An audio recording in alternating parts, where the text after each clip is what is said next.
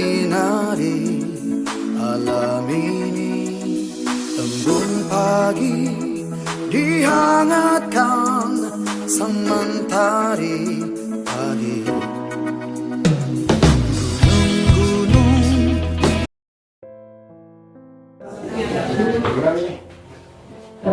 Terima kasih untuk telah menghadiri diseminasi modul 1.4 budaya positif oleh saya Insani Tarugan. Saya calon guru penggerak angkatan 10 dari Humbang Hasendutan, tepatnya dari SMP Negeri 2 Lingkungan. Yang saya hormati Ibu Kepala Sekolah, yang saya hormati Bapak Wakil Kepala Sekolah, beserta Bapak Ibu Guru dan staf pegawai yang ada di SMP Negeri 2 Lingkungan. Terima kasih untuk telah hadir dan mau berkolaborasi dengan saya calon guru penggerak dari sekolah kita untuk mendiseminasikan budaya positif atau berbagi ilmu atau pengetahuan yang kami dapatkan dari sesi pendidikan guru penggerak. Untuk kali ini kami bagikan ke Bapak Ibu Guru. Sebelum kami mulai, kira-kira acaranya nanti pertama dibuka oleh Ibu Kepala Sekolah, kemudian dua pembuka dari, saya mohon kesediaannya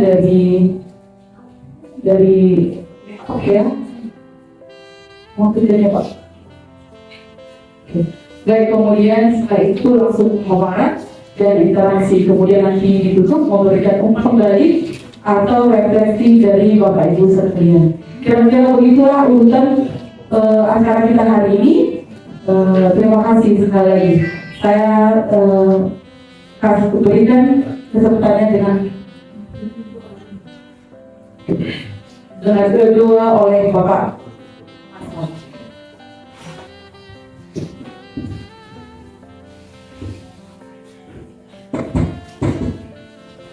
Kita berdoa.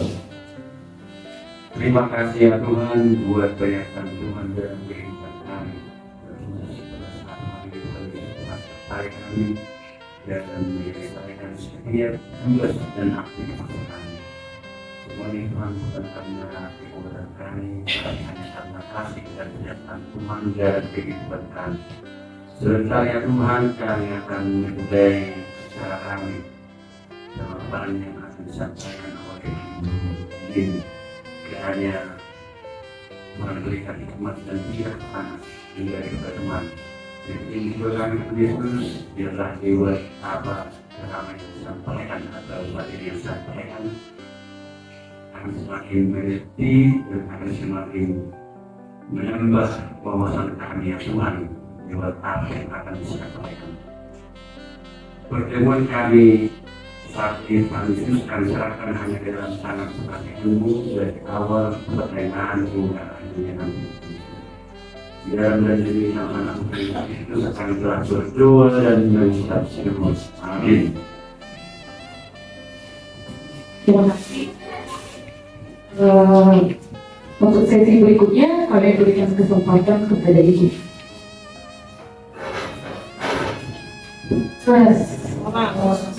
Selamat siang Bapak Ibu yang saya hormati, Bapak Wakil Kepala Sekolah, Bapak Ibu Guru beserta pegawai. Puji dan syukur kita panjatkan kehadirat Tuhan yang Maha Kuasa, di mana atas berkat perlindungannya hingga kita dapat berkumpul di tempat ini dalam keadaan sehat. Bapak Ibu yang saya hormati, di sini ada salah seorang dari teman kita ingin memaparkan tentang budaya positif di lingkungan sekolah. Jadi Ibu Lin saya sebagai calon guru penggerak, belum guru penggerak karena masih dalam proses. Nah, jadi Bapak Ibu, dimana kita tahu bahwasanya kalau kita lihat banyak budaya positif yang bisa kita laksanakan di sekolah kita ini. Salah satunya adalah salam pagi. Kalau dikatakan salam pagi itu berarti itu termasuk budaya positif yang kita bisa sampaikan ke anak-anak. Kalau kita sudah melihat berdiri di sana, maka anak-anak akan melihat bahwa ternyata dengan seperti itu mereka akan meniru. Kemudian ada juga yang lain itu yaitu yang budaya positif itu kehadiran kita Bapak Ibu. Kalau dilihat anak-anak kita sudah sampai duluan, maka anak-anak juga pasti akan takut terlambat. Itu salah satu budaya positif. Nah, jadi artinya mungkin masih banyak lagi yang dikatakan dengan budaya positif Bapak Ibu. Artinya bahwasanya dikatakan budaya positif, maka kita harus menunjukkan yang positif terhadap si anak. Karena kita adalah sebagai cerminan, kita adalah sebagai contoh. Dengan menerapkan budaya positif tersebut, maka otomatis saya yakin dan percaya bahwa anak-anak kita nanti akan lebih mengarah ke sikap yang positif. Untuk itu Bapak Ibu, marilah kita terapkan budaya positif di sekolah kita ini. Dan untuk itu juga, sini kita akan mendukung Ibu Lisa sebagai seorang guru penggerak, calon guru penggerak, dan mungkin nanti akan banyak didapatkan Ibu itu dari pelatihan-pelatihan yang sudah diikuti dan nanti akan disampaikan, diimbaskan kepada kita Bapak Ibu. Nah, jadi untuk itu juga harapan saya untuk Bapak Ibu yang masih muda-muda, kalau saya lihat ada batas usia. Jadi calon guru penggerak itu dibatasi hanya sampai usia 50 tahun. 50 tahun dan nggak bisa lagi. Jadi yang sudah di atas 50 tahun mungkin sudah tidak ada lagi punya kesempatan untuk menjadi guru penggerak. Nah, jadi harapan saya, karena saya lihat di sini masih Bapak Ibu yang masih muda-muda, tolonglah diikuti karena ini sangat bermanfaat untuk Bapak Ibu dalam perjalanan mungkin masih panjang untuk menempuh sebagai salah seorang pendidik. Nah, jadi untuk itu tetaplah kita dukung apapun kegiatan yang dilakukan Ibu Lisa sebagai calon guru penggerak di SMP Negeri 2 Lintong ini. Kira-kira itu yang bisa saya sampaikan. Sekian dan terima kasih, saya sampaikan kembali kepada Ibu Lisa. Terima kasih banyak Bu untuk dukungannya. Baik, kita lanjut aja langsung Bapak Ibu. Mohon perhatiannya, mohon fokusnya untuk rapor dan segala macam nanti dulu kita lanjut Bapak Ibu ya. Jadi Bapak Ibu, saya di sini bukan karena saya pintar, bukan saya lebih banyak tahunya, bukan saya mau menggurui Bapak Ibu, tetapi ini juga salah satu tugas kami sebagai calon guru penggerak harus mengimbaskan apa yang kami ketahui dari pendidikan.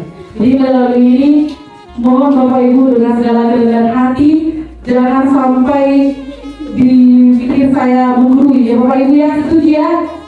Setuju Bapak Ibu?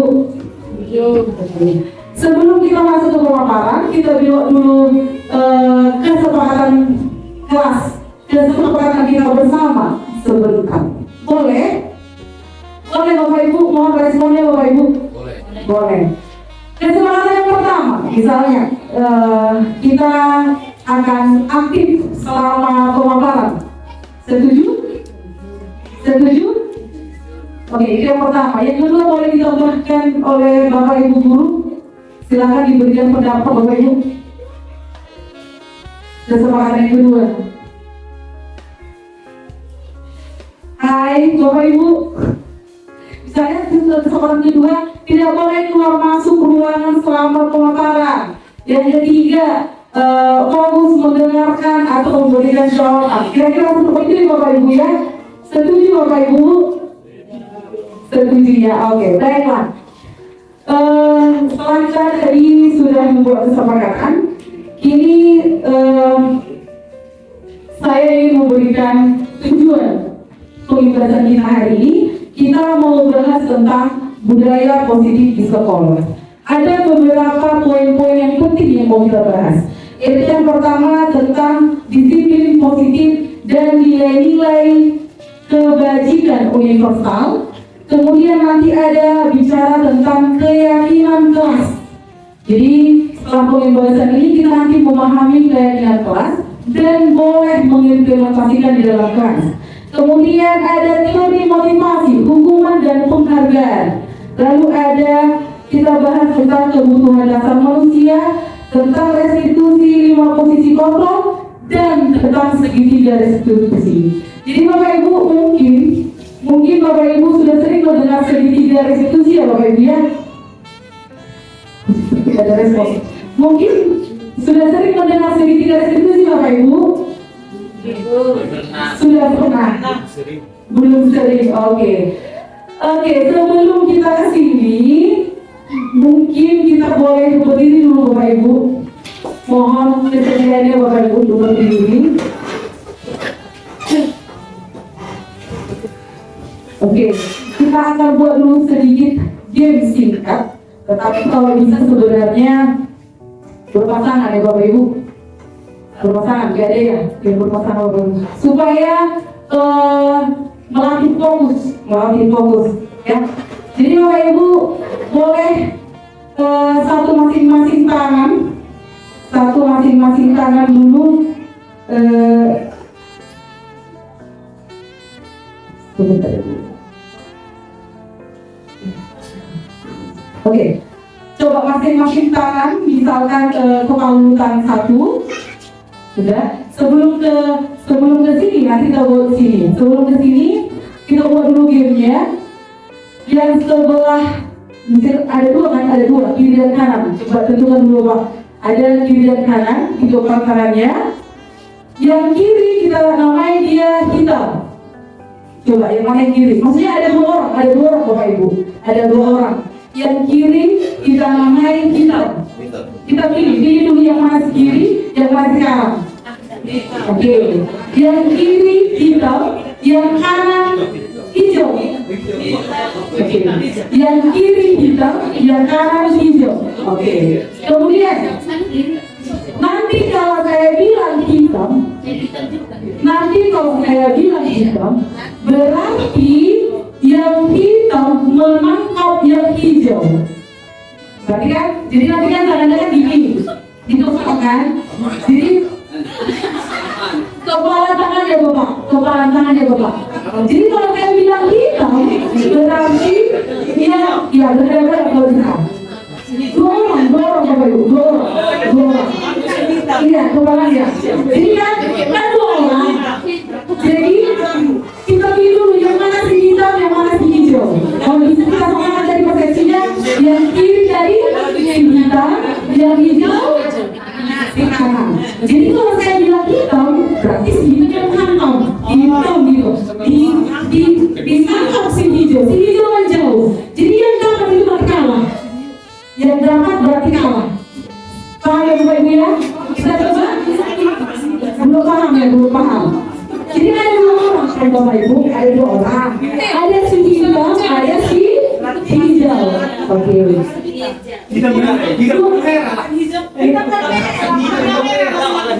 Supaya kok ada hijau, hitam ya.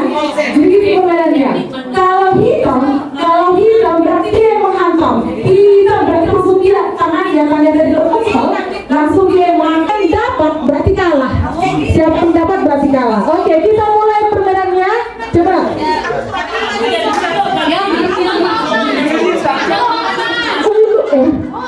Tebaran tangannya. Coba misalnya ini kan. Misalnya Bapak ini, Bapak Pea ya. Misalnya dia hijau, saya hitam. Saya bilang hitam.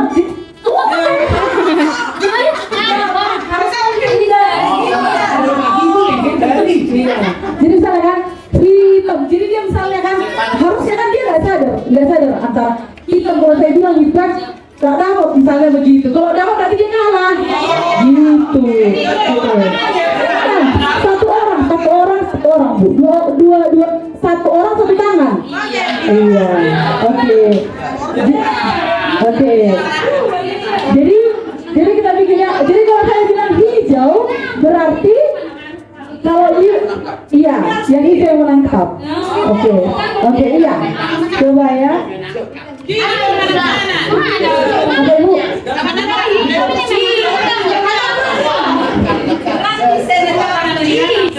Iya. Oke, baik.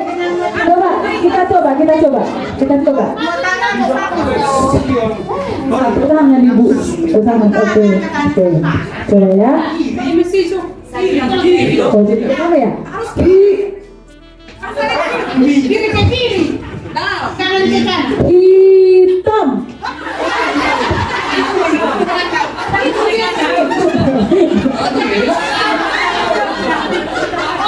Iya gitu. Ya kalau saya bilang hijau, berarti yang hijau yang menangkap itu artinya gitu. Iya. Kalau saya bilang hitam, berarti hitam yang menangkap. Kalau saya bilang hijau, hijau yang menangkap. Oke, kita tangkap ya. Jadi kalau saya bilang hitam, berarti si hijau menjauh, gitu ya. Oke, baik. Coba.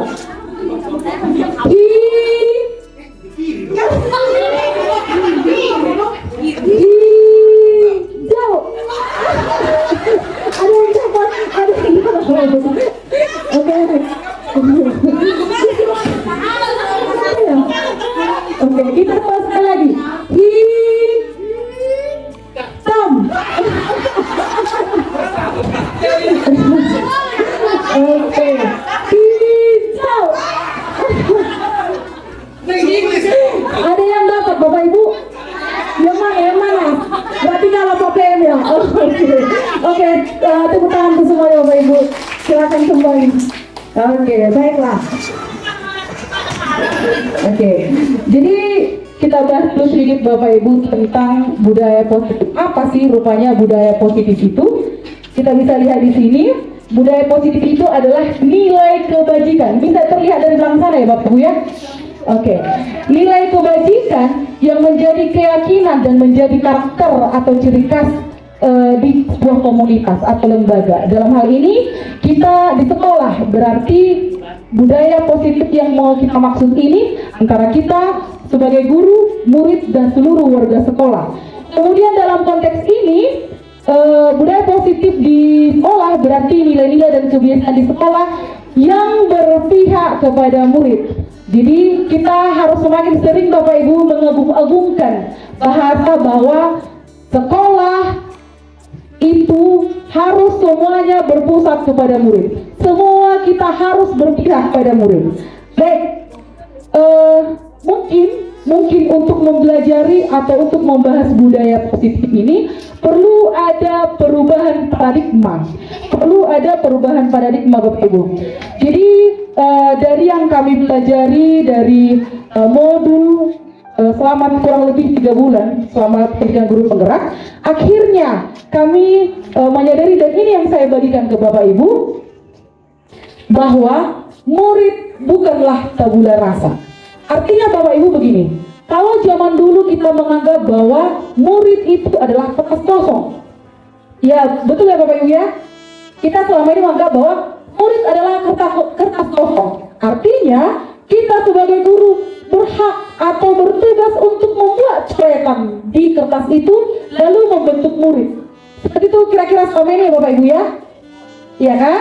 Jadi setelah dibuat kajian dan disesuaikan ke filosofi Bapak pendidikan kita, Bapak Ki Hajar Dewantara, akhirnya diputuskanlah bahwa atau disimpulkan bahwa murid itu bukanlah tabula rasa.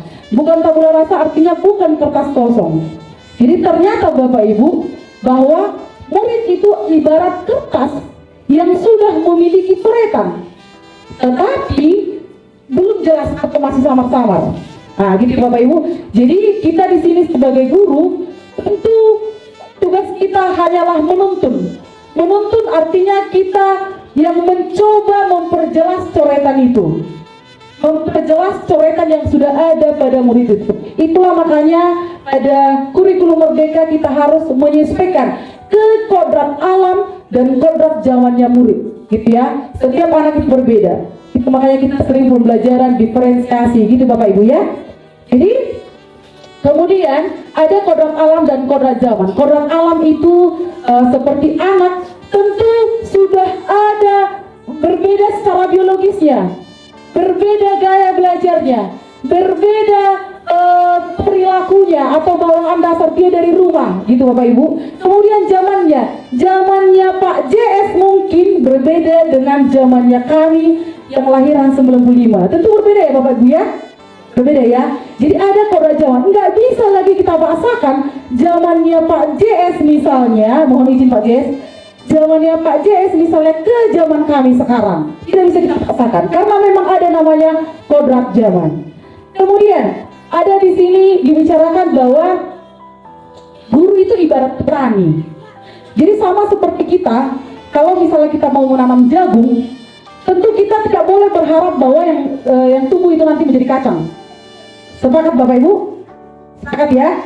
Jadi kalau misalnya kita petani dan kita tukang kebun, kalau misalnya kita mau menanam padi, tentu kita harus memupuk atau menyelesaikan pekerjaan kita terkait padi ini harus sesuai dengan kodratnya padi.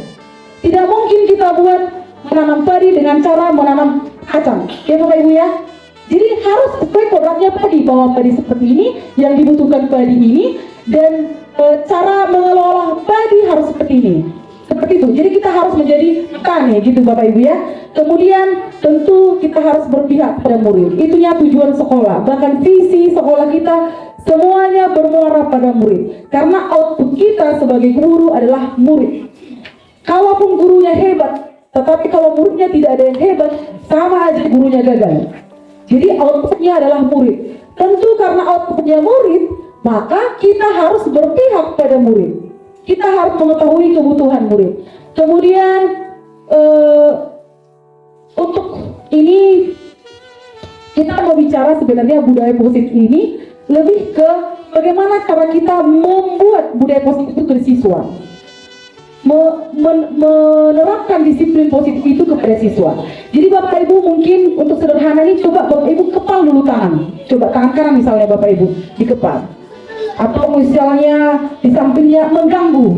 Coba misalnya satu orang mengganggu di antara Bapak Ibu mengganggu, satu mengepal kuat. Artinya coba Bapak Ibu bayangkan ada satu orang yang mengepal kuat karena ada sesuatu yang bersembunyikan dia di tangannya ini. Kemudian orang yang di sampingnya mengganggu. Gak usah pun dipakaikan, bisa ya kita bayangkan ya Bapak Ibu ya. Kita memegang kuat sesuatu, kita pegang sesuatu yang sangat kuat karena menurut kita itu sangat berharga, ya. Kemudian di samping kita mengganggu dan segala macam. Oke, untuk pertanyaannya bisa dibayangkan Bapak Ibu untuk itu dulu ya, untuk mengapa tadi. Mungkin saya akan minta pendapat dari Bapak Ibu. Ini, apakah Anda atau teman Anda membuka kepalan tangan Anda? Mengapa? Apa alasan Anda untuk teman Anda membuka kepalan tangan Anda? Maksudnya begini, kalau tadi Bapak Ibu memegang kuat erat sesuatu tadi, terus teman Anda mengganggu, mungkin memujuk, mengasih uang dan segala macam, tetapi tadi konsepnya Bapak Ibu sedang memegang sesuatu yang sangat berharga bagi Anda. Boleh saya minta pendapat Bapak Ibu? Ada Bapak Ibu yang bisa memberikan pendapat untuk menjawab pertanyaan pertama? Adanya rasa ingin tahu. Oke, boleh. Tolong saja ya. Oke. Kenapa Ibu? Adanya rasa ingin tahu, maka ada kita untuk mau membuka kepalan tangan teman kita. Rasa ingin tahu. Oke, sedikit Bu, apakah Ibu akan membuka kepalan tangan Ibu di saat orang mengganggu? Oh tidak. Tidak ya? Tidak. Alasannya kenapa Ibu? Alasannya saya tidak ingin diambil orang. Oke. Ada sesuatu yang ada di tangan saya. Ibu mengepal sangat kuat, terus ada mengganggu, mungkin dikasih uang dan segala macam, Ibu tidak akan memberikan? Tidak. Ibu tidak akan membuka? Tidak, kalau menurut saya. Tidak ya? Oke, tepuk tangan tolong dong Bu untuk Ibu BS. Oke, kemudian boleh mungkin dari belakang, kalau misalnya tadi mungkin dari Bapak Ibu di belakang, kalau misalnya tadi kepalanya sangat kuat ditahan tetap, seperti jawaban Ibu BS tadi, bahwa dia tak mau melepaskan, kalaupun ada yang membujuk segala macam dia akan mau. Jadi artinya siapa Bapak Ibu yang memiliki kontrol untuk diri?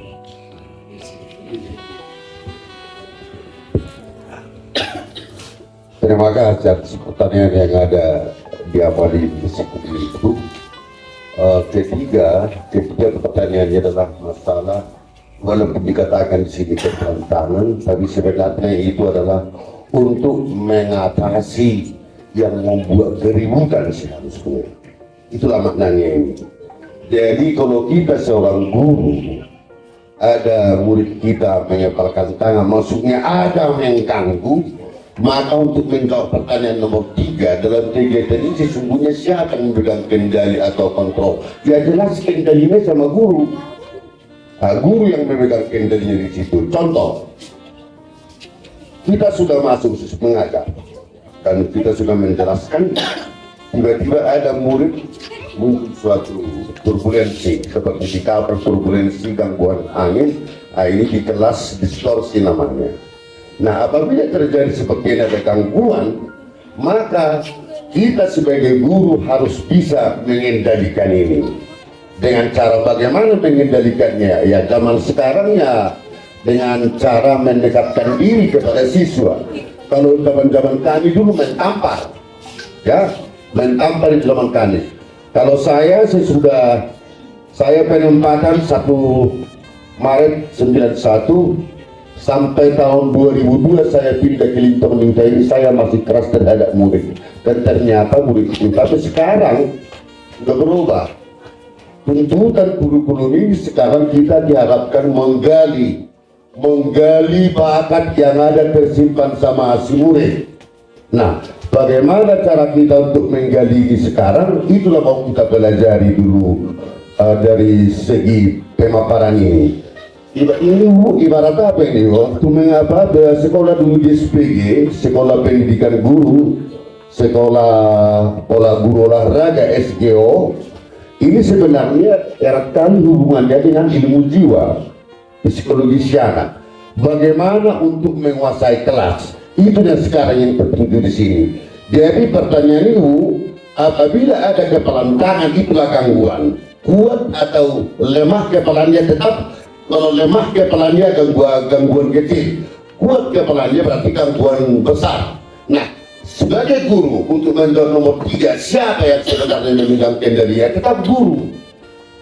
Nah, guru sekarang. Jadi kalau sama saya ada 2 pengertian guru. Kalau guru itu garam untuk rakyat umum, tanpa guru tidak ada yang berhasil di negara kita ini.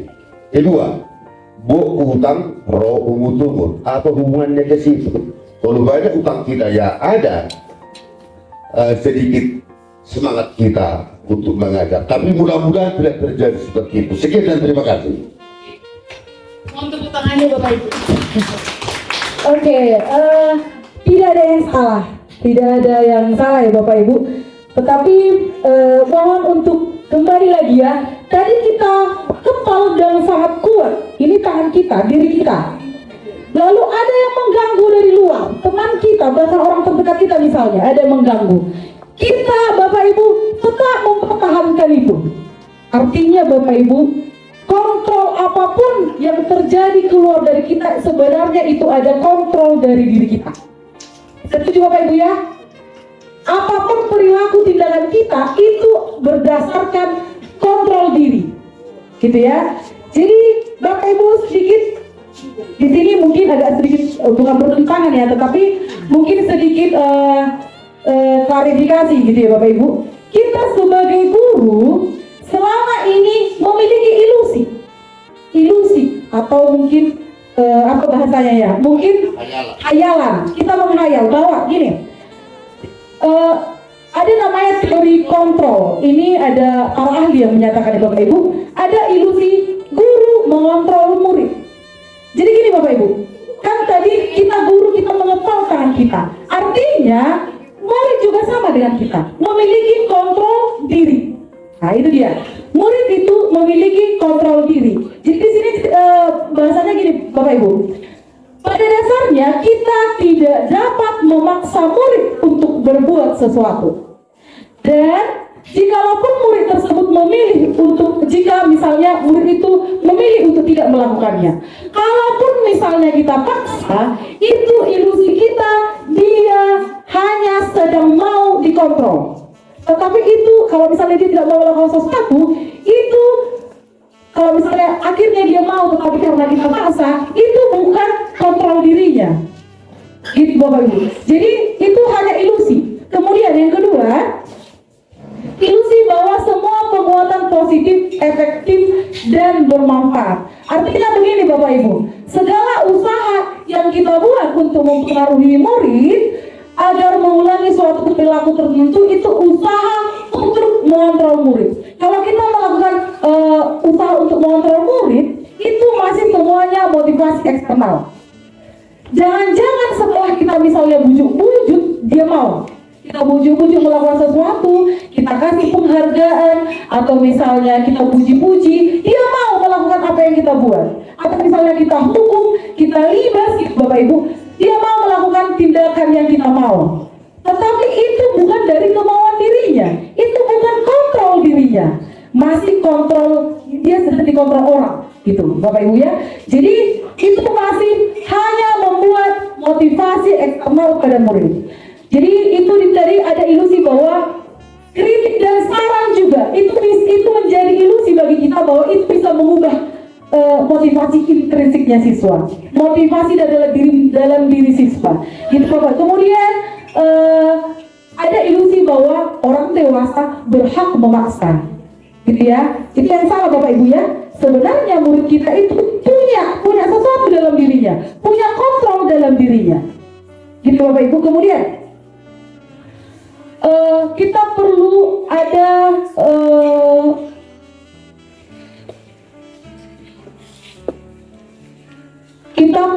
mengetahui ada teori kontrol. Jadi bahwa kita berusaha memahami pandangan orang tentang dunia. Jadi nggak boleh kita paksa sebenarnya.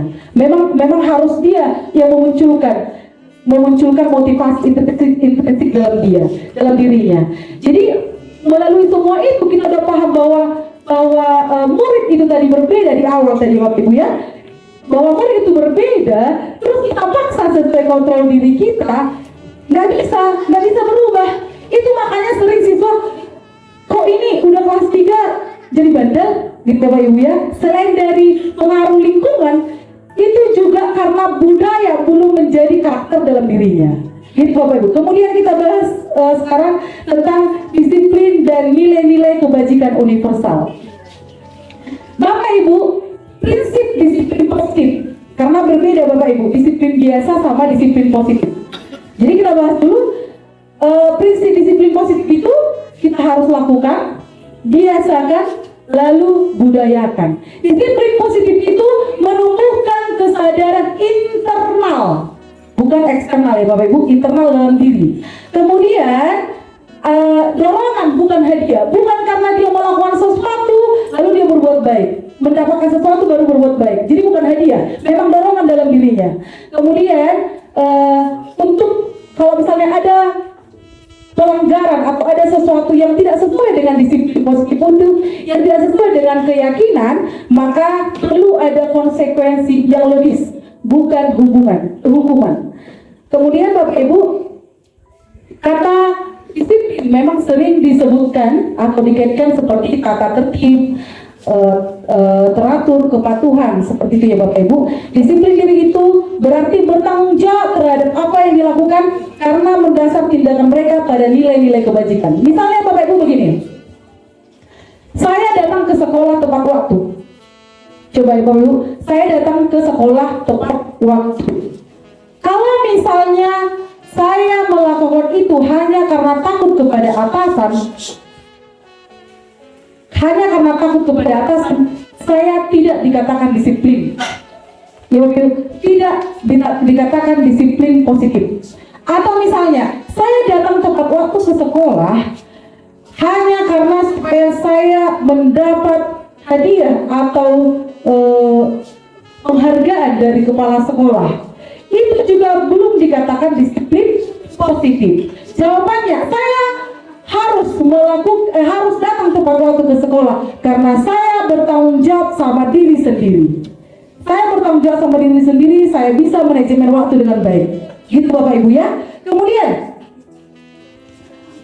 untuk nilai-nilai, tadi misalnya tanggung jawab yang saya bilang. Jadi saya datang ke tempat waktu ke sekolah bukan karena saya takut dimarahi kepala sekolah misalnya, tetapi ada nilai-nilai yang harus dibangun. Nilai-nilai ini tidak lepas dari dimensi profil Pancasila yang sering kita agung-agungkan Bapak Ibu di kurikulum Merdeka. Kita harus paham ada 6 dimensi profil Pancasila. Apa saja itu Bapak Ibu? Yang pertama apa itu?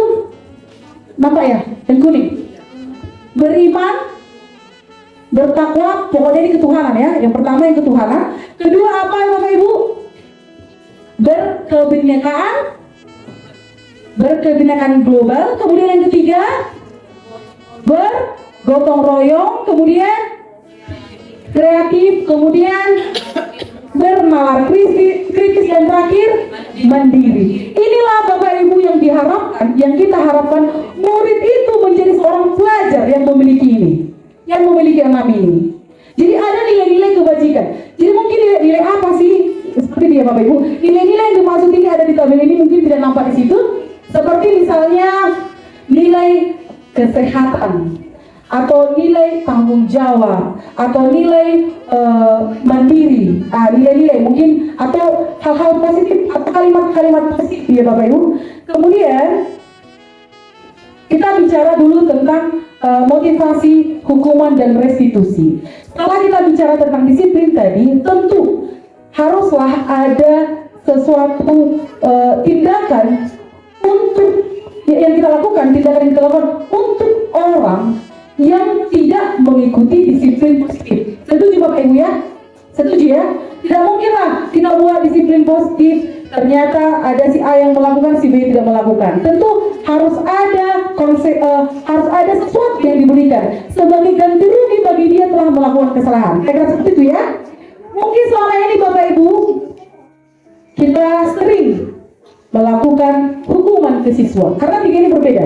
Ada hukuman, konsekuensi, dan restitusi. Jadi Bapak Ibu kita koreksi, kita sekaligus merefleksi apa sih yang sudah saya lakukan selama ini ke siswa. Apakah yang telah saya lakukan itu hukuman, apakah konsekuensi, ataukah restitusi. Jadi Bapak Ibu, teori motivasi manusia. Jadi mungkin seseorang melakukan atau termotivasi melakukan sesuatu, ada yang pertama untuk menghindari ketidaknyamanan. Misalnya tadi, saya tepat waktu ke sekolah hanya karena saya tidak ditegur kepala sekolah, gitu ya Bapak Ibu. Nah ini, semua manusia memiliki motivasi sesuatu. Yang pertama, bisa saja karena dia menghindari ketidaknyamanan. Kedua, untuk mendapatkan imbalan, seperti yang saya bilang tadi, supaya saya dikasih hadiah atau tambahan TPP misalnya gitu ya, untuk mendapatkan imbalan. Kemudian yang terakhir, untuk menghargai diri sendiri, yaitu untuk menjadi insan yang sesuai harapan kita. Artinya Bapak Ibu, diharapkan kita seperti nomor 3, untuk punya tanggung jawab pada diri sendiri, untuk bertanggung jawab pada diri sendiri, sehingga kita termotivasi. Diharapkan seperti itu Bapak Ibu. Kemudian itu tadi saya bilang, ketika misalnya murid tidak termotivasi atau bahkan tidak mengikuti atau melakukan budaya atau disiplin positif itu, tentu kita memberikan sebuah umpan balik atau respon. Apakah respon yang kita berikan itu, apakah itu hukuman, konsekuensi, atau restitusi? Yang pertama hukuman. Yang pertama kita lihat dulu Bapak Ibu di sini.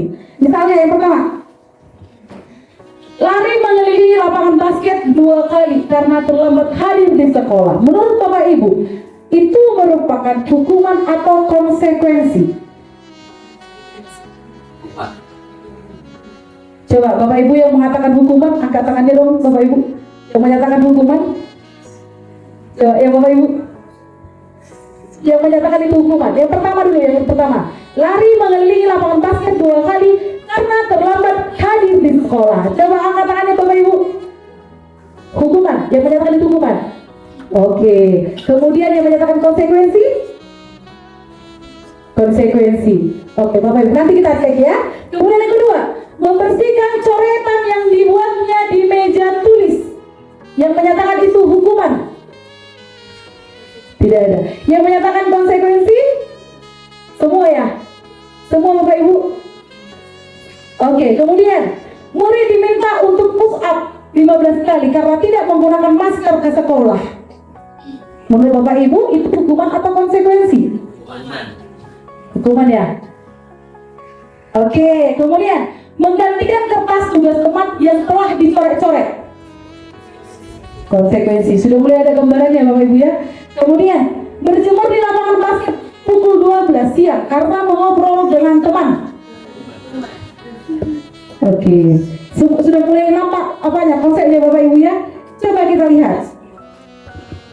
Lari mengelilingi lapangan basket itu adalah hukuman, gitu ya. Kemudian membersihkan coretan yang dibuatnya di meja tulis itu merupakan konsekuensi. Lanjut, murid diminta untuk push up 15 menit. Itu karena tidak menggunakan masker ke sekolah. Karena nggak nyambung ya. Dia nggak menggunakan masker, tapi push up 15 kali kan nggak nyambung. Yang tindakan yang dilakukannya sama disiplin yang kita berikan, kayak gitu ya. Maka itu menjadi hukuman. Lanjut, menggantikan kertas tugas teman yang telah dicoret-coret itu merupakan konsekuensi.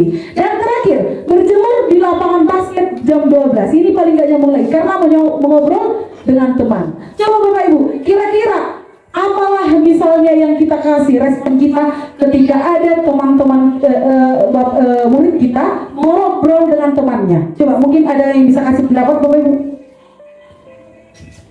Jangan di berjemur di lapangan basket gitu. Mungkin ini kan hukuman kita bilang.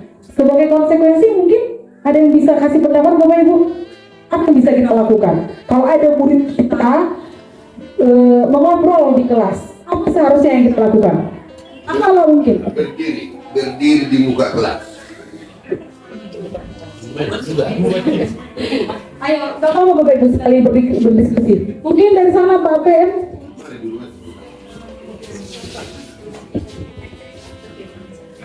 Berjemur di lapangan basket tadi kan pukul 12 siang itu melihat situasi.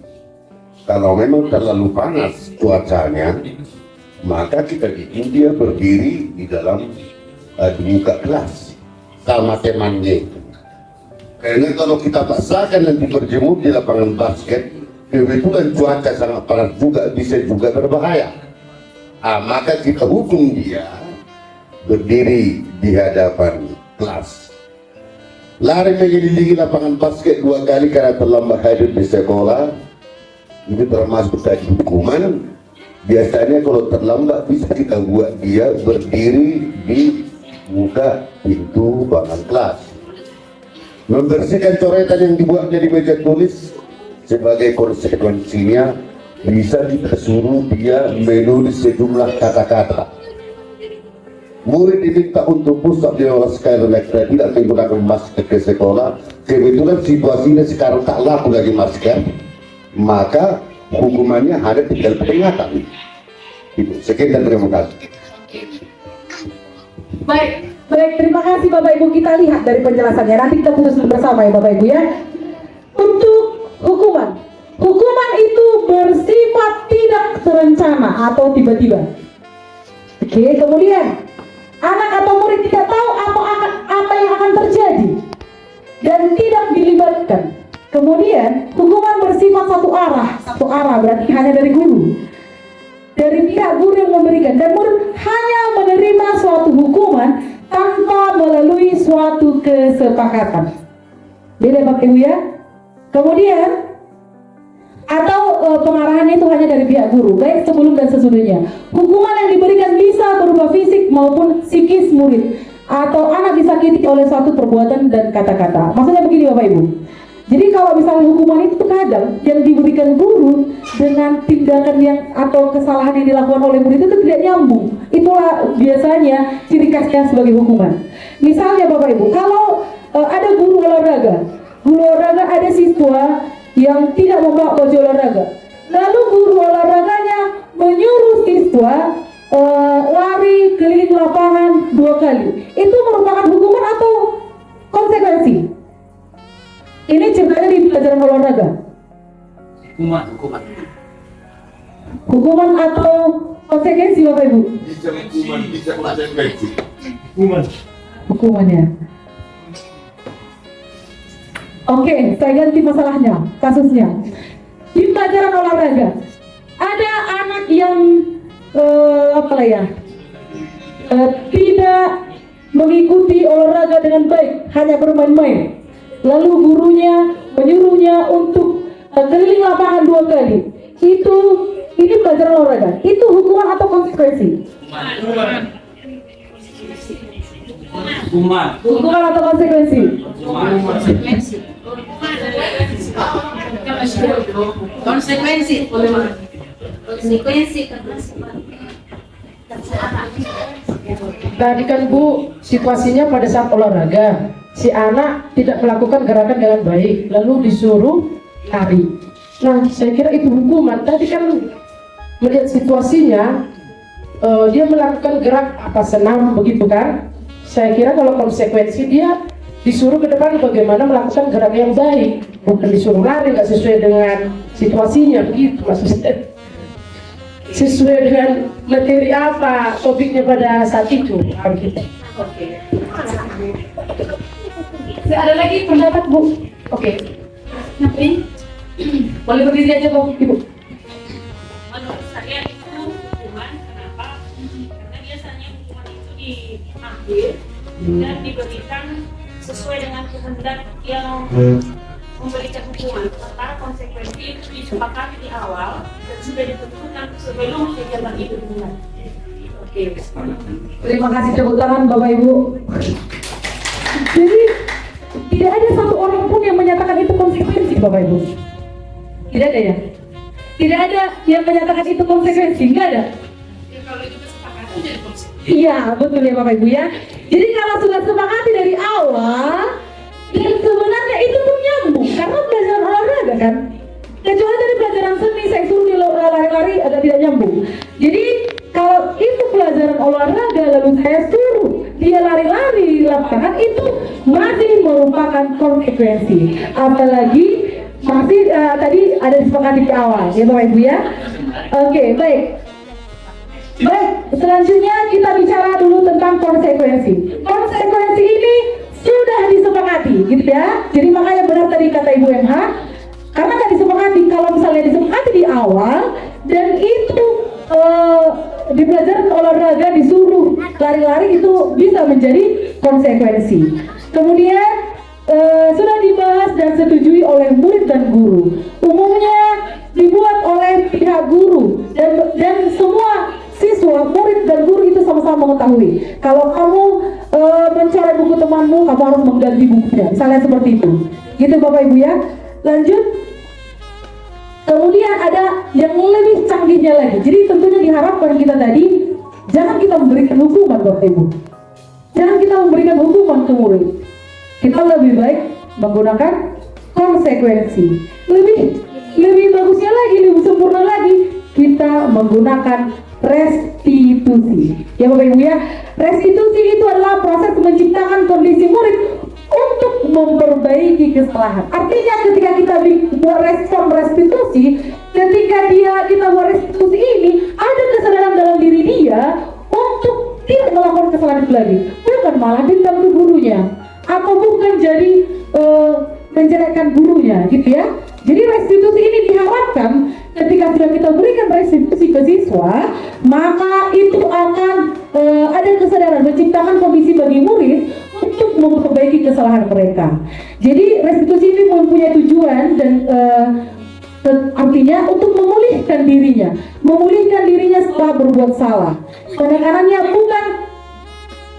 bukan bagaimana berperilaku menyenangkan orang lain atau menghindari ketidaknyamanan. Namun tujuannya adalah untuk memiliki nilai-nilai yang menghargai nilai-nilai kebajikan.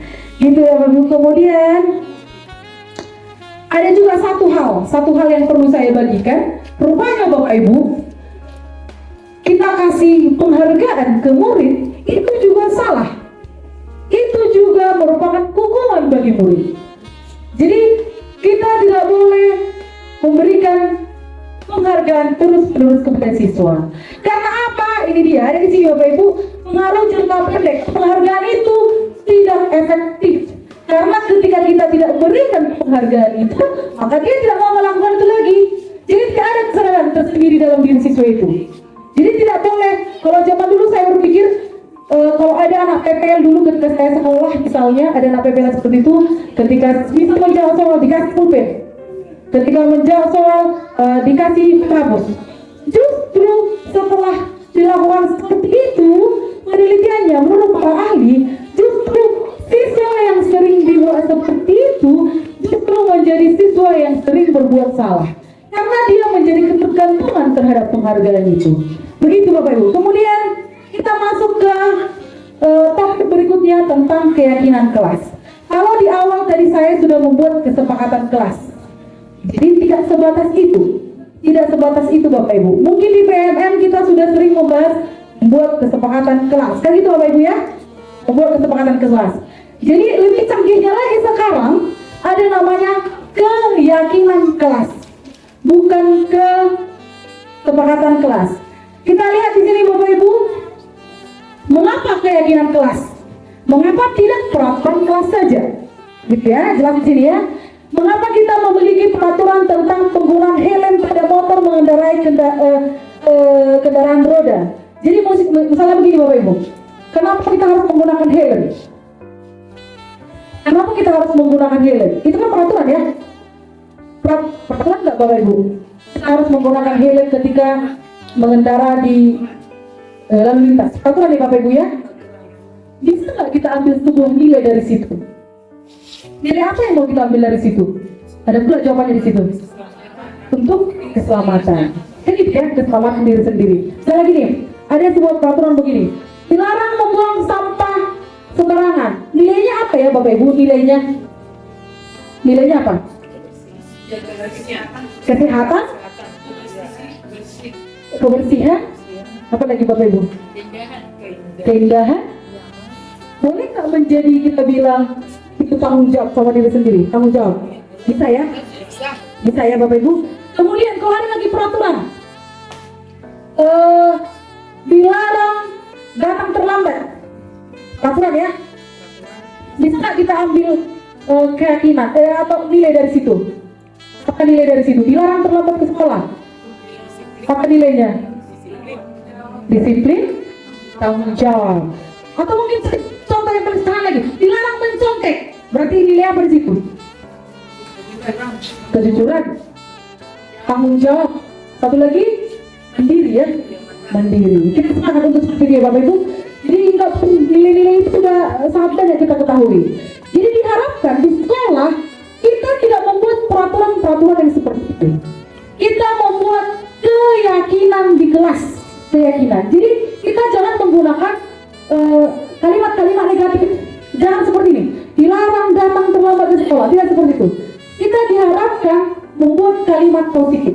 Jadi kenapa harus sering menggunakan kalimat positif? Diharapkan positif naruh kan gitu ya Bapak Ibu ya. Jadi kita harus sering menggunakan kalimat positif, berpikir positif, membudayakan budaya positif. Seperti itu ya, positif. Jadi contohnya kita buat di kelas Bapak Ibu. Ini untuk kita terapkan di kelas. Jadi kita perlu membuat keyakinan kelas, membuat seperti peraturan di kelas, tapi namanya keyakinan kelas. Seandainya kita buat peraturannya tadi dilarang datang terlambat ke sekolah, misalnya, kita ganti kalimat itu menjadi kalimat positif. Harusnya apa Bapak Ibu coba? Dilarang terlambat ke sekolah. Kalimat positifnya apa Bapak Ibu? Harus cepat datang. Harus datang ke sekolah tepat pada waktunya. Hadir tepat waktu. Gitu Bapak Ibu ya.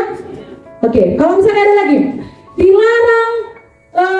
dilarang membuang sampah sembarangan. Apa kalimat positifnya? Buang sampah pada tempatnya. Buang sampah pada tempatnya. Jadi kalimat negatif sering dilarang ya. Misalnya satu lagi, dilarang ribut di kelas. Kamu harus diam. Menjaga ketertiban di kelas. Menjaga ketertiban di kelas, gitu ya. Dilarang mencontek tugas teman. Kerjakan sendiri. Mengerjakan tugas secara mandiri, gitu Bapak Ibu. Jadi itu yang diharapkan supaya terbentuk pola pikir yang positif kepada siswa. Itu makanya ada kata peraturan untuk dilanggar. Kan tadi jadinya kan? Bukan jadi seperti nggak jadi itu yang dipakai murid-murid. Baru peraturan itu untuk dilanggar. kan gitu ya, karena kita udah memberikan yang positif ke siswa. Baik, ada prinsip pembentukan keyakinan kelas. Keyakinan kelas itu bersifat abstrak, kemudian dibuat dalam bentuk positif, lalu harus diterapkan bersama-sama. Jadi guru dan murid bertanggung jawab sama-sama. Ada tugas murid, ada tugas guru. Harus sama-sama memiliki tanggung jawab itu. Dan peraturan ini holat to murid, bukan kedua-duanya. Datang tepat waktu. Kalau kita bilang kayak gitu ke murid, berarti kita juga harus datang tepat waktu ke siswa di kelas gitu. Jadi itu tanggung jawab bersama. Kemudian ini nggak usah lagi.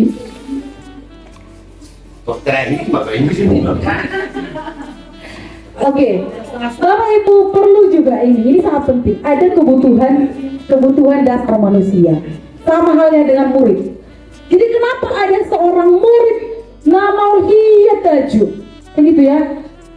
Ada murid misalnya yang susah kali diajari sepertinya. Rupanya ada 5 kebutuhan manusia, termasuk murid. Ya Bapak Ibu. Jadi mungkin kalau misalnya kita dekati murid, nah sesuai do kenapa ini do penyakit ini sesuai, kan gitu Bapak Ibu ya. Misalnya dia butuh yang X, kita kasihnya yang Y, masalah. Jadi nampak satu tonton gitu ya. Jadi kita harus tahu ada 5 kebutuhan dasar siswa. Jadi kebutuhan yang pertama itu kebutuhan survival atau kebutuhan bertahan hidup. Ini misalnya kesehatan, rumah, ini yang langsung ke dirinya siswa gitu ya. Kemudian makanan itu kebutuhan biologis, itu merupakan kebutuhan bertahan hidup. Setiap manusia harus ada seperti itu, termasuk murid. Kemudian ada kebutuhan kasih sayang. Kasih sayang ini seperti misalnya merasa disayangi, dicintai oleh guru. Itu murid ya. Mungkin dia tidak mendapat kasih sayang dari orang tuanya. Di sekolah dia mengharap seperti itu dari guru, rupanya nggak dapat. Jadi itulah membuat dia mungkin jadi terlihat bandel di sekolah. Kemudian ada kebutuhan kebebasan.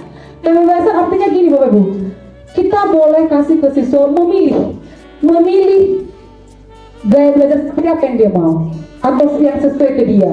Gitu. Kita nggak boleh memaksa harus ini. Kita boleh memberikan kebebasan kepada siswa.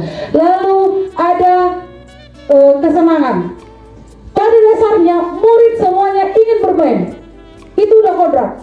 Semua murid ingin bermain. Itu makanya Ki Hajar Dewantara membuat taman siswa, taman bermain. Karena memang Bapak KHD menyatakan bahwa kodrat murid itu ingin bermain. Itu makanya Bapak Ibu kalau kita buat ceramah lama-lama murid nggak akan betah. Jadi karena memang ada kebutuhan untuk kesenangan. Sama seperti kita Bapak Ibu guru. Kalau kita lalap kerja nggak ada kesenangan, harus nggak nonton apa, mungkin kesenangan orang berbeda-beda ya. Ada yang senang berbelanja, ada yang senang menonton. Setiap orang punya itu. Murid juga seperti itu. Dan murid lebih spesifik lagi. Kodratnya kodrat bermain. Oke, kemudian terakhir ada penguasaan. Penguasaan ini murid juga perlu dihargai, diapresiasi. Gitu ya Bapak Ibu. Kemudian kita bahas tentang restitusi 5 posisi kontrol. Kita guru, posisi kita di mana sekarang? Posisi kita kepada murid ada 5 posisi kontrol. Yang pertama, apakah kita sebagai penghukum? Ada 5 posisi kontrol Bapak Ibu. Kita nanti yang introspeksi diri kita sudah di posisi mana? Yang pertama ada posisi penghukum, ada pembuat murid bersalah. Kemudian ada teman, kemudian pemantau dan mandiri. Mungkin kalau misalnya bapak-bapak guru olahraga biasanya menjadi teman bagi murid ya, menjadi teman bagi murid. Atau mungkin saya pribadi, karena saya termasuk salah satu guru yang galak di kelas. Jadi mungkin saya sering menjadi penghukum atau membuat rasa bersalah. Atau mungkin saya sekarang menjadi pemantau. Kita lihat ciri-cirinya di mana Bapak Ibu. Kalau seorang penghukum Bapak Ibu memaksa, harus seperti yang dia mau. Satu-satunya cara hanya cara dia. Sekarang besok Bapak Ibu Sony, Oke, jadi memaksa dia. Kemudian, misalnya dia dengan nada kasar, misalnya, patuhi aturan saya. Jadi hanya cara dia. Bapak Ibu. Kemudian, biasanya murid ditakutkan menjadi murid yang pendendam. Karena dia nggak bisa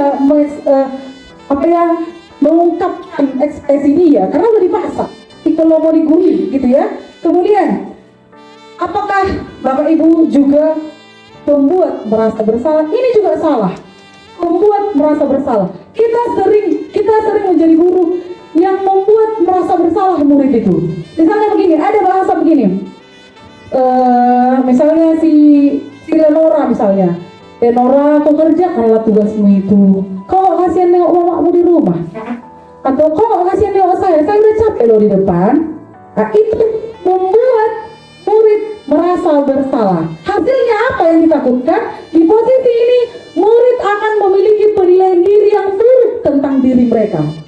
Kemudian murid akan merasa tidak berharga dan telah mengecewakan orang-orang di sekelilingnya. Kemudian ada posisi yang ketiga, teman. Ini juga gak bagus juga Bapak Ibu. Kita tidak boleh memposisikan diri kita sebagai teman di sekolah. Tidak boleh. Ada yang merasa harus dekat ke siswa, jadi teman. Nggak boleh Bapak Ibu. Jadi ini sering ciri-cirinya guru itu tidak akan menyakiti murid, namun berupaya mengontrol murid melalui persuasi atau pendekatan. Kemudian ayolah bantulah Bapak demi ini, demi itu. Biasanya seperti bahasa-bahasa teman ya Bapak Ibu. Diharap nanti hasilnya hal negatif dari posisi ini, yaitu ketika guru tersebut tidak lagi memberikan respon yang sama, atau misalnya tidak membantu mereka, maka murid akan kecewa dan berkata, saya pikir Bapak itu teman saya, rupanya seperti ini. Dia tak termotivasi. Saya pikir seperti ini. Kalau dan dong sehari dan dirongani Bapak Ibu ini, dia udah malas. Saya pernah mengalami posisi itu Bapak Ibu. Ada guru yang dekat ke saya. Rupanya ketika dia seperti dia pilih tidak dekat lagi ke saya merasa tidak perlu lagi berbuat baik. Karena saya tidak lagi ditemani oleh guru itu. Itu karena posisi teman tadi. Kemudian Bapak Ibu pemantau. Ini mungkin paling banyak di antara kita ya. Ini udah hampir menuju baik, tapi belum yang terbaik. Guru sebagai pemantau itu tidak akan menyakiti murid, tapi berupaya mengontrol. Memantau berarti menguasai. Pada saat ini kita bertanggung jawab atas perilaku yang kita awasi. Memantau berdasarkan peraturan memisahkan hubungan pribadi kita dengan murid. Jadi ini memang ada kesepakatan. Jadi misalnya begini Bapak Ibu, ada orang yang terlambat. Jadi kita sebagai guru hanya berdasarkan peraturan. Misalnya gini, apa peraturannya? Datang jam berapa? Jam 7.30. Ya udah, kalau kamu tidak datang jam 7.30, maka kamu melakukan konsekuensi. Nah, seperti itu. Hanya peraturan. Tidak ada berupaya untuk membuat budaya positif dalam diri siswa. Kemudian yang terakhir Bapak Ibu, kita sebagai manajer. Yang terakhir sebagai manajer. Kita boleh melihat video berikut Bapak Ibu sebentar Bapak Ibu ya.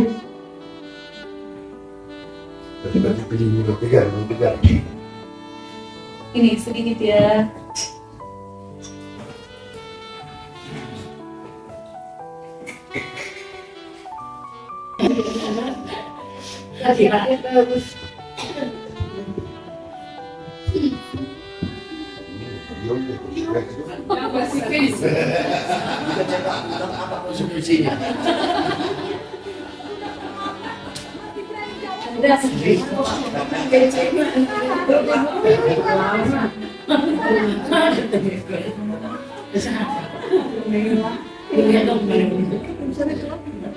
Coba kita lihat Bapak Ibu posisi kontrol yang seperti ini ya. Kita ada di posisi mana?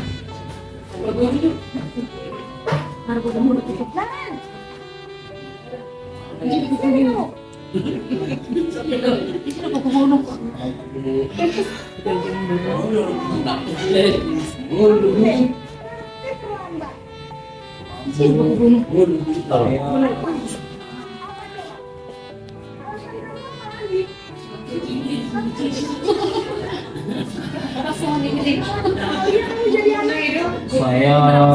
pemalas, gak kapok-kapok sih kamu. Sudah berapa kali terlambat? Sana, kamu keliling lapangan basket 2 kali. Kenapa saya harus ke lapangan basket, Bu? Kenapa? Kamu melawan ibu? Berani-beraninya jawab. Sudah terlambat, masih berani jawab pula. Sekarang, keliling lapangan basket 5 kali sekalian. Biar kapok. Cepat. Pergi sana ke lapangan basket. Posisi penghukum biasanya berbicara dengan nada tinggi, menghardik, menunjuk-nunjuk, menyakiti, dan menyindir. Hukuman bisa berupa fisik maupun psikis. Ibu dan bapak guru hebat.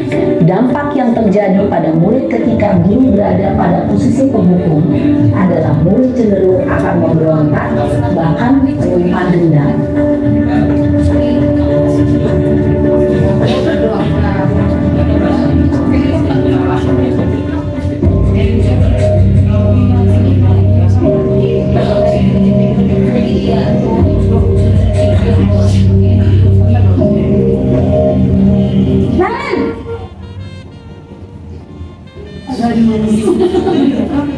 Selamat pagi, Bu. Naren, kamu kenapa terlambat lagi, nak? Ya Tuhan, Naren, kamu senang ya bikin ibu susah ya? Kalau kamu terlambat lagi, nanti ibu yang ditegur bapak kepala sekolah, nak. Disangka ibu tidak bisa membina kamu. Duh, gimana ini? Maaf, Bu. Duh, Gusti Naren. Kamu suka ya kalau ibu tegur bapak kepala sekolah? Terus, sekarang ibu harus tulis apa yang di buku absen? Ini kamu sudah sering terlambat loh. Ibu harus apa coba? Maaf, Bu. Maaf sekali. Ya sudah, lain kali jangan bikin lebih susah lagi ya nak ya. Ibu tidak akan kuat lagi kalau kamu gini terus. Bisa jantungan kalau ibu ditegur bapak kepala sekolah. Sana cepat kelas. Maaf ya, Bu. Maaf sekali. Posisi pembuat rasa bersalah berbicara dengan nada tenang, cenderung lembut. Namun kata-kata yang diutarakan membuat murid merasa menjadi orang yang gagal, memandang buruk dirinya sendiri, merasa tidak berharga, dan tidak sanggup membahagiakan orang lain. Ketika guru mengambil posisi pembuat rasa bersalah, murid akan menganggap dirinya yang bersalah dan ia akan menyimpan emosi negatif tersebut di dalam dirinya.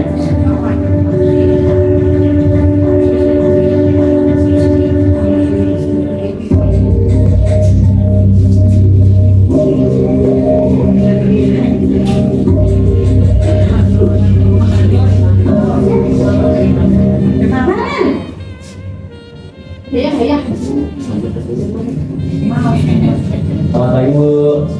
Wah, sudah jam berapa ini nak? Terlambat lagi ya sayang. Iya, Bu. Habis ibu saya lupa bangunkan saya, Bu. Kamu malah menyalahkan ibu kamu. Kamu bukannya anak yang harus paling kencang. Kok terlambat sih? Iya, Bu. Saya memang terlambat bangun tadi. Jadi biarpun saya lari kencang, tetap nggak kejar, Bu. Ya sudah sana. Nanti lain kali larinya lebih kencang lagi ya. Biar gak terlambat lagi. Bikin senang ibu demi ibu. Bisa kan? Bisa lah, Bu. Ya sudah sana masuk kelas. Ibu beresin urusan absen kamu. Kamu ini ada-ada saja. Dalam posisi teman, guru berbicara dengan nada suara ramah, akrab, cenderung bersenda berpindah gurau untuk menjaga suasana tetap santai. Murid akan merasa senang, aman, dan akrab dengan guru. Identitas yang tercipta adalah identitas sukses atau berhasil. Namun, kemungkinan karena ini masih dorongan eksternal, maka ada faktor ketergantungan dari murid kepada orang tertentu. Di sini, guru absennya, sehingga di lain waktu, murid bisa berperilaku baik, namun hanya kepada orang-orang tertentu saja.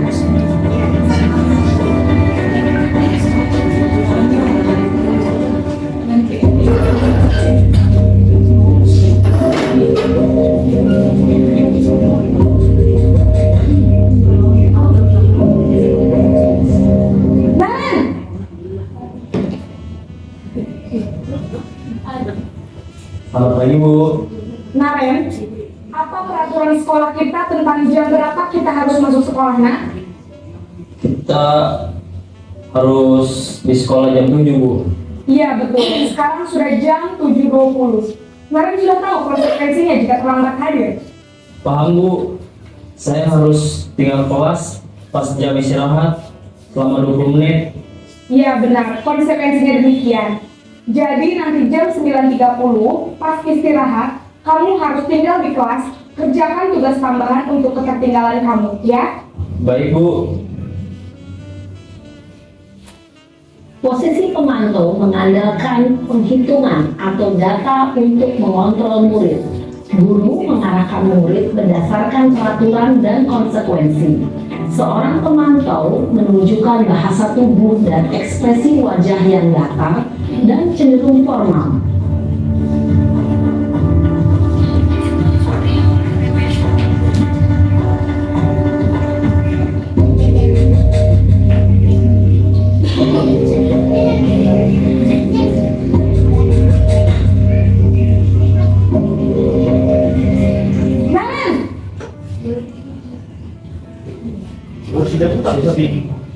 Selamat pagi Bu. Selamat pagi, Naren. Maaf Bu, saya terlambat. Iya, sekolah masuknya jam 7, sekarang sudah jam 7.20. Jadi sekarang bagaimana ini, Naren? Maaf Bu, saya lupa alarm saya semalam. Baiklah, menurut kamu, keyakinan sekolah yang mana yang perlu kamu tingkatkan? Menghargai diri sendiri dan orang lain mungkin ya Bu. Setuju. Jadi, apakah Naren meyakini prinsip saling menghormati tersebut? Iya Bu, saya meyakininya. Apakah Naren bersedia memperbaiki masalah keterlambatan ini? Bersedia Bu. Bagaimana kamu akan perbaiki masalah keterlambatan ini? Saya akan coba untuk tidak lupa menyetel alarm saya Bu. Baik, kalau Naren lupa menyetel alarm di rumah, ada orang yang kira-kira bisa bantu mengingatkan tidak? Ada Bu, kakak saya, Kak Emma. Ada lagi selain Kak Emma? Selain Kak Emma, ada ibu saya. Baik, jadi yang mengingatkan Naren adalah Kak Emma dan ibu kamu ya? Kira-kira akan mulai setel alarm kapan nih, Naren? Setelah pulang sekolah, akan segera saya lakukan. Baik, jadi Naren akan setel alarm untuk bangun besok pagi dan akan diingatkan oleh kakak dan ibunda Naren ya. Ada lagi yang mungkin perlu dilakukan, Naren, agar tidak terlambat bangun lagi? Tidak ada Bu. Baik, Naren, terima kasih untuk kerjasama kamu. Sekarang kamu perlu kembali ke kelas untuk belajar. Baik Bu, terima kasih. Posisi manajer adalah posisi kontrol yang disarankan untuk membimbing murid memiliki sikap disiplin yang positif, yaitu murid yang mandiri, bertanggung jawab, dan dapat memecahkan masalah. Tujuan dari posisi ini adalah agar murid dapat berefleksi atas tindakannya. Guru akan dengan tulus memberikan pertanyaan-pertanyaan bermakna, sehingga membuat murid dapat belajar dari kesalahannya dan mencari sebuah solusi untuk menyelesaikannya. Ibu dan Bapak guru hebat. Bapak Ibu kembali lagi, sedikit lagi Bapak Ibu. Jadi di posisi kontrol, coba saya lihat dulu Bapak Ibu. Sebagai penghukum siapa di sini? Sebagai penghukum yang masih sejauh ini masih sebagai penghukum. Oke, pertanyaannya. Coba dari tadi ya, dari yang tadi udah pelajari. Coba siapa Bapak Ibu yang sering menjadi pembuat merasa bersalah? Pembuat merasa bersalah. Kemudian sudah berada di posisi teman. Langsung dari Pak Insinyur ya, Pak. Merasa menjadi guru di posisinya posisi teman. Oke. Kemudian sebagai pemantau, ini saya boleh jadi pemantau. Gimana? Oke. Terakhir, yang sudah menjadi atau sudah berada di posisi manajer. Dalam pengajian manajer. Oke, baiklah Bapak Ibu. Di sesi terakhir, kita sebagai posisi manajer diharapkan kita seperti itu. Supaya tadi sudah jelas tadi ya, kemudian diharapkan menjadi bertanggung jawab sama diri sendiri, memiliki kesadaran atau motivasi intrinsik. Caranya adalah kita menggunakan restitusi segitiga. Restitusi segitiga, Bapak Ibu. Ini segitiganya, Bapak Ibu.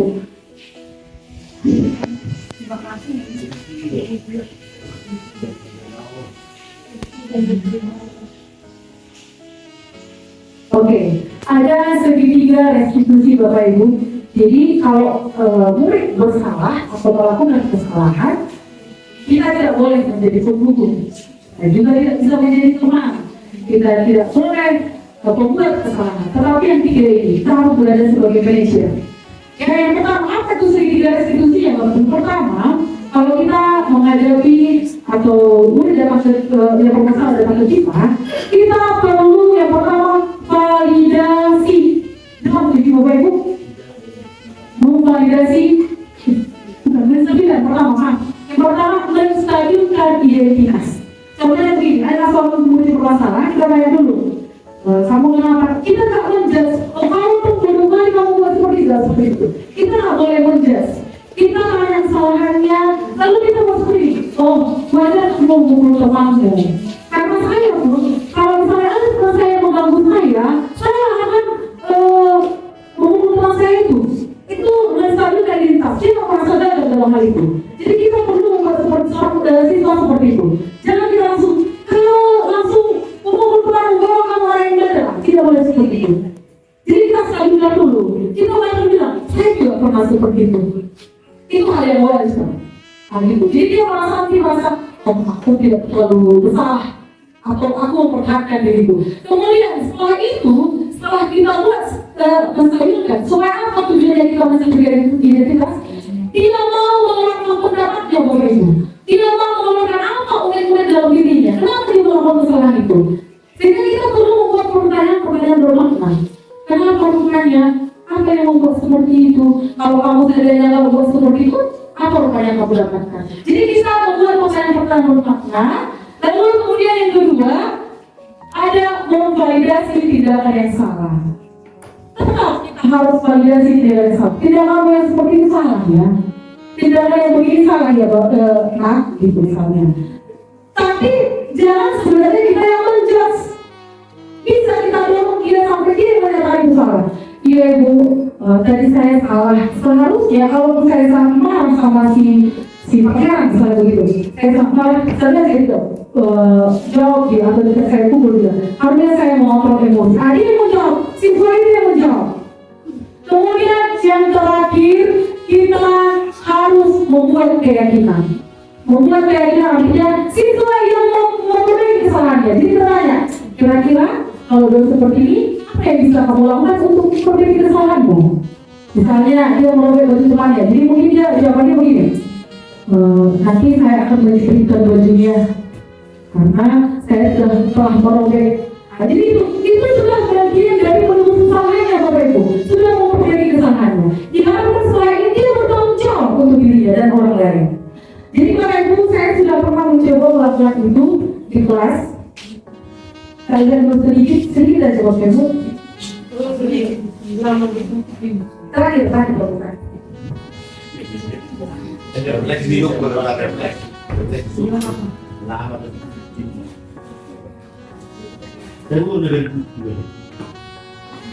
Saya coba langkah-langkahnya supaya Langkah-langkahnya supaya nampak Bapak Ibu. Ya, makan. Ini terakhir, ini sesi terakhir Bapak Ibu. Yang Jadi, Bapak kamu jadi ada di masuk kelas kita. Iya Ibu, tadi saya harus kumpul di mana?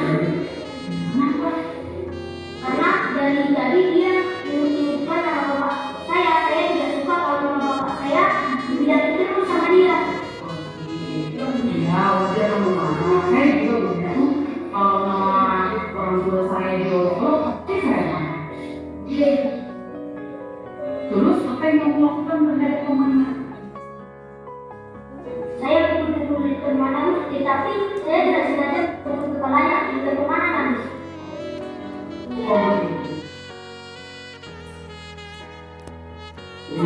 Itu kamu melakukannya kamu punya alasan kan? Iya Ibu. Dari saya sudah berdiam dan bersama, tetapi dia terus menjadi nama tua saya. Saya tidak mau membuat saya itu dipermainkan. Kamu tidak melakukan kegiatan yang berbahaya. Sekarang coba kita lihat kembali, tidak ada kamu lakukan lagi dan kamu mengurusi permainan. Apakah sudah sesuai dengan keyakinan kamu kita atau sudah sesuai dengan dirimu? Tidak mungkin. Hal yang saya lakukan tadi tidak sesuai dengan jadi itu jelas kita. Oke, coba keyakinan kelas mana yang tidak sesuai? Benar saya kepada dan saya tidak dapat bersabar. Menurut kamu, menghargai orang lain itu tidak benar. Jadi, menurut kamu, kalau kita sedang marah, keyakinan mana yang harus kita lakukan? Sabar sudah dilakukan. Kamu bersedia tidak menjadi masalah ini? Apa yang kamu akan lakukan? Kalau kamu menjadi masalah ini, Saya akan minta maaf kepada teman dan saya tidak akan mengulangi hal yang sama. Jika saya marah, saya akan bersabar dan saya juga akan berkata kepada teman untuk saudara ini supaya tidak ada yang menyebutkan orang tua supaya saya yang saya setuju dengan pendapat teman-teman. Jadi, tetap semangat, tetap bekerja dengan sehat, dan selesaikan masalah yang ya. Sedikitlah berarti akan mulai masuk ke kelas lagi. kemudian dari mendebat. Oke, baik Bapak Ibu, demikianlah dari seluruh pemaparan hingga sampai ke segi sudah restitusi. Jika ada pertanyaan, Jadi kan, harusnya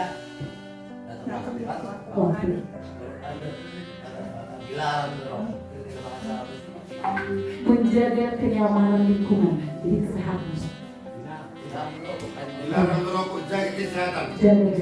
Menjaga, jadi gini Bapak, kalau saya ada ruangan gitu ya Pak, harusnya saya gini, dilarang merokok di ruangan ini, kan itu misalnya Pak.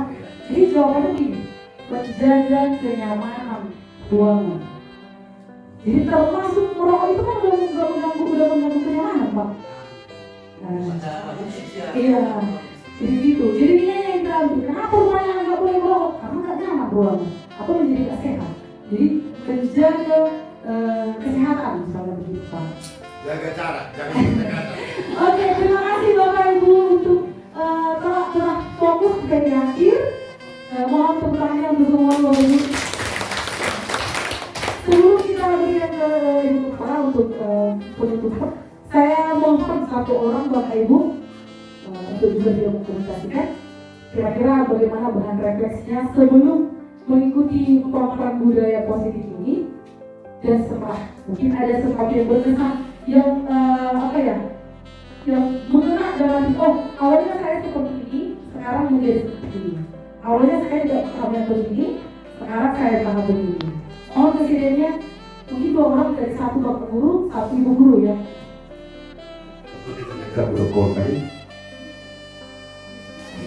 Terima kasih kepada Ibu Nababan telah memaparkan tadi tentang prinsip-prinsip mendisiplinkan murid.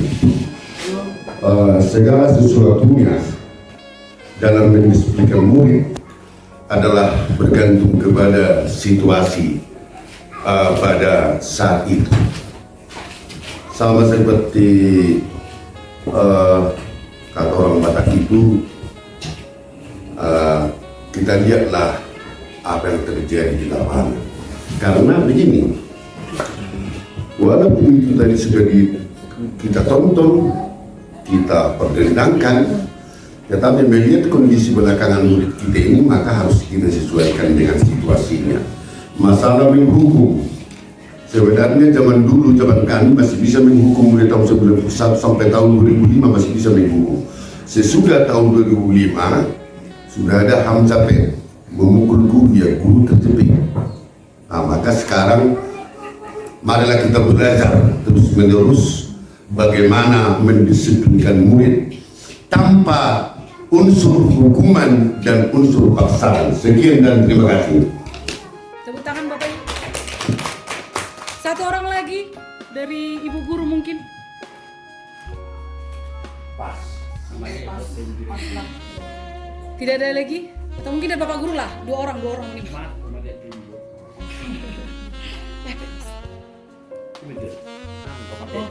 Udah. Emang dia nawi. Sebenarnya kalau menurut yang saya lihat hanya perbedaan kata ya. Dulu kan aku dulu tupoksi guru mengarahkan menjadi modifikator. Sebenarnya itu dia ini semua menurut saya. Ada perbedaan susunan kata. Kalau memang tugas guru itu kita lakukan, sebenarnya sudah ini yang kita lakukan sebenarnya. Yang ada yang kita guru hanya termasuk saya sendiri hanya mendidik, hanya menyampaikan materi tanpa mengetahui latar belakang siswa. Tidak kan anak siswa itu kenapa terlambat tidak ditanyakan lebih awal. Kan itu dari beberapa video baru anak terlambat. Salah membuat alam, tidak dibuat alam. Kita guru pun sebenarnya sering seperti itu. Jadi dengan pemaparan yang disampaikan oleh Ibu Lili, marilah kita yang kunci utama mengetahui dulu latar belakang anak didik kita, baru kita memberi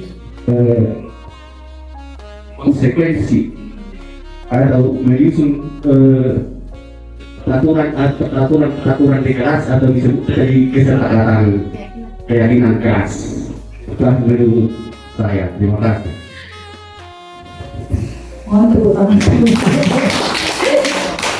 Oke, terima kasih Bapak Ibu telah telah bersama dengan saya pemaparan budaya positif. Demikian yang bisa saya berikan Bapak Ibu. Mohon maaf jika ada kekurangan atau kesalahan. Saya tetap bisa menerima saran dan kritik yang membangun. Terima kasih. Horas. Semoga Ibu lulus dari guru penggerak. Dan benar-benar bergerak. Boleh. Namanya ke kanan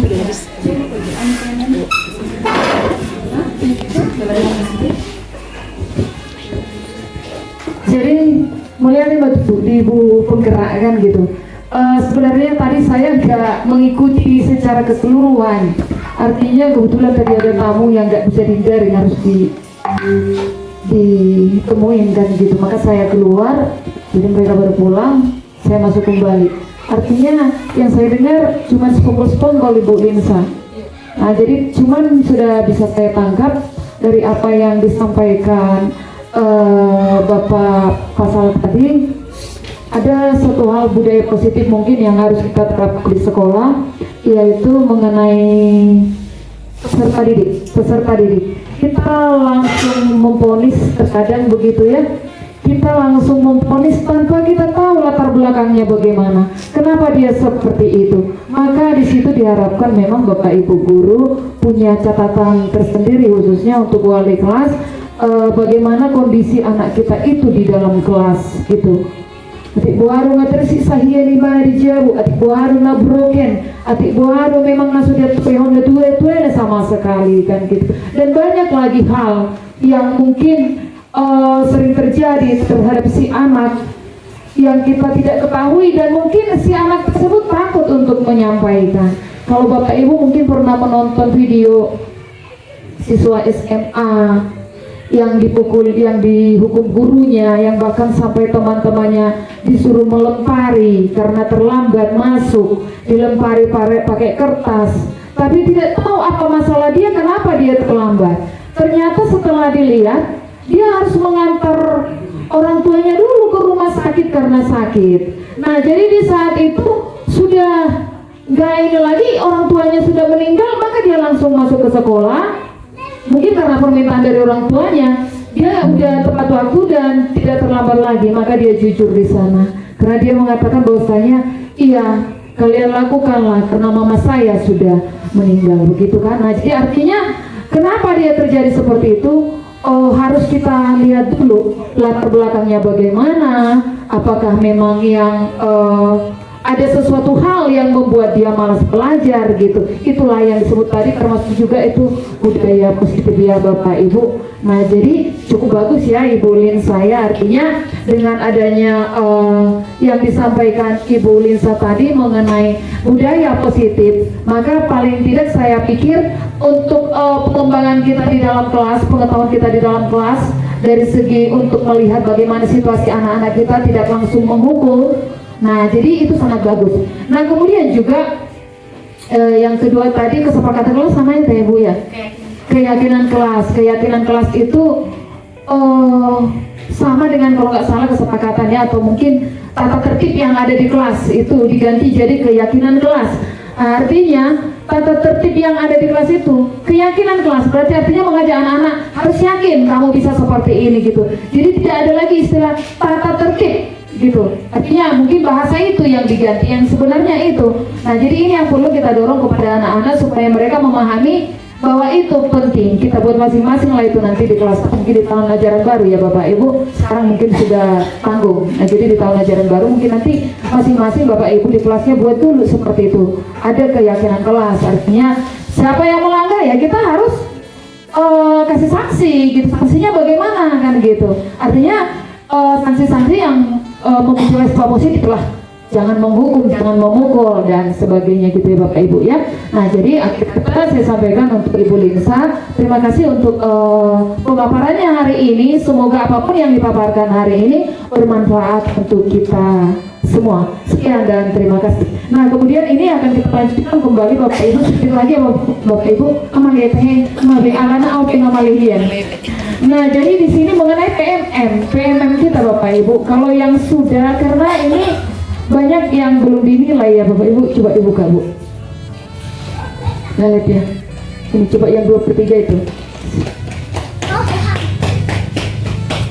Nah, ini ada yang sudah di sini ya, Ibu Arjuna sudah, kemudian Ibu Lide juga sudah, tinggal ini. Kemudian ada yang belum dinilai di sini. Kemudian ya sudah lumayan lah. Artinya, dan saya yakin ini karena ini baru saya pegang. Yang waktu itu yang megang adalah Bapak Pantun Purba. Nah, jadi saya tidak tahu karena dari sampai ke sini harus kita lihat dulu apakah memang sudah di-upload RPP-nya apa segala macam, itu harus dicek satu persatu kan gitu, baru kita sampai ke penilaian gitu Bapak Ibu. Jadi harapan saya memang semua sudah dilaksanakan di situ. Nah, jadi untuk itu nanti akan kita yang belum dinilai nanti akan kita nilai kembali. Nah, jadi untuk itu Bapak Ibu jangan berkecil hati kalau misalnya itu dibuat di atas ekspektasi terus jadi sesuai ekspektasi, karena yang saya pikirkan Bapak Ibu, apalagi yang muda-muda, kalau sudah di atas ekspektasi itu udah kacau kacau nanti Bapak Ibu. SKP-nya nanti kacau. Nggak bisa karena perjalanan SKP itu harus dari bawah naik. Itu yang bagus penilaiannya. Nah jadi kalau langsung itu tapi terkepung sama damu, oh itu udah nggak bagus. Nah jadi nggak apa-apa ya Bapak Ibu, artinya bukannya mengurangi artinya rasa kinerja Bapak Ibu yang baik, tapi demi kebaikan kinerja untuk SKP-nya nanti tidak ada kendala gitu Bapak Ibu. Yang pasti ini sangat berpengaruh ke tunjangan dan naik pangkat juga berkala gitu. Kami tidak membuat itu tidak sesuai ekspektasi. Kalau tidak ya Bu Ilin saya tidak sesuai ekspektasi itu baru kemanapun Bapak Ibu tidak akan bisa mengurus naik pangkat pun nggak bisa, kemudian berkala juga tidak bisa karena semua sudah berdasar dari sini. Ya Bapak Ibu ya. Nah jadi marilah kita kerjakan semuanya dan harapan saya juga nanti ke depannya ini tidak hanya kita kerjakan di aplikasi, tapi marilah kita terapkan kepada anak-anak kita supaya anak-anak kita kelak menjadi seperti yang kita harapkan ya Bapak Ibu ya.